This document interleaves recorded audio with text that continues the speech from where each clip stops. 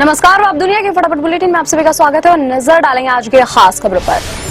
महाराष्ट्र के हिंगोली में चुनाव आयोग के अधिकारियों ने की केंद्रीय गृह मंत्री अमित शाह के बैग की चेकिंग। अमित शाह ने कहा, हिंगोली में चुनाव प्रचार के दौरान निर्वाचन आयोग के अधिकारियों ने उनके हेलीकॉप्टर की जांच की, स्वस्थ चुनाव प्रणाली में अपना योगदान देने की अपील भी की। दिल्ली के मंत्री गोपाल राय ने कहा, प्रदूषण के मद्देनजर 106 बस शटल सेवा के रूप में चलेंगी। मेट्रो ट्रेन 60 अतिरिक्त चक्कर लगाएंगी। ग्रैब 3 के तहत निजी निर्माण तोड़फोड़ की गतिविधियों पर प्रतिबंध। कांग्रेस नेता कन्हैया कुमार की महाराष्ट्र के डिप्टी सीएम देवेंद्र फडणवीस की पत्नी पर टिप्पणी। कहा, ऐसा नहीं होगा कि जनता धर्म बचाएगी और डिप्टी सीएम की पत्नी इंस्टाग्राम पर रील बनाएगी।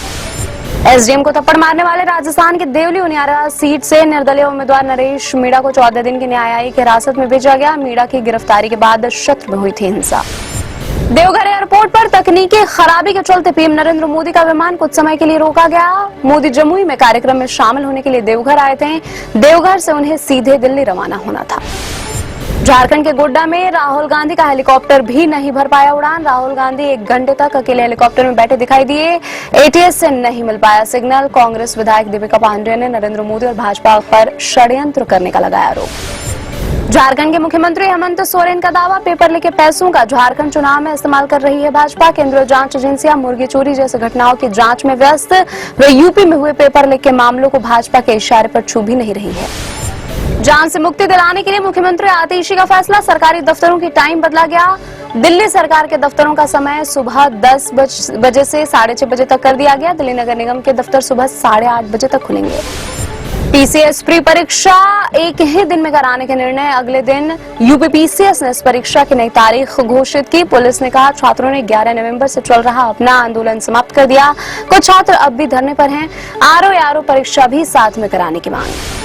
यूपी पीसीएस ने किया पीसीएस परीक्षा की नई तारीख का ऐलान। 22 दिसंबर को 2 पालियों में होगी परीक्षा। आयोग ने गुरुवार को ही पीसीएस प्री की परीक्षा एक दिन में ही कराने की छात्रों की मांग मान ली, जबकि आरओ की परीक्षा के लिए समिति गठित की। पहले 7-8 दिसंबर को होनी थी परीक्षा।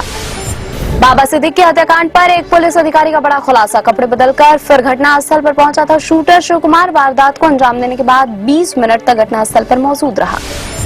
जमुई में बोले प्रधानमंत्री नरेंद्र मोदी, हमारे शीर्ष प्राथमिकता आदिवासी लोगों के लिए पढ़ाई, कमाई और दवाई। उनकी सरकार ने आदिवासी समुदाय के कल्याण के लिए अलग मंत्रालय बनाया तथा बजट 25,000 करोड़ रुपए से बढ़ाकर 1.25 लाख करोड़ किया।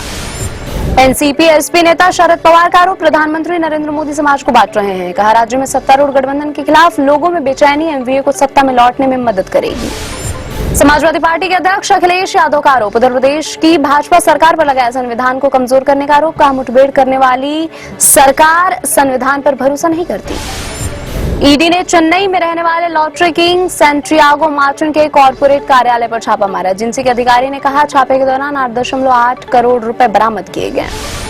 पूर्वी रेलवे के दमदम छावनी मच्छलमनपुर खंड के अशोकनगर स्टेशन पर शुक्रवार को यात्रियों और पुलिस के बीच झड़प।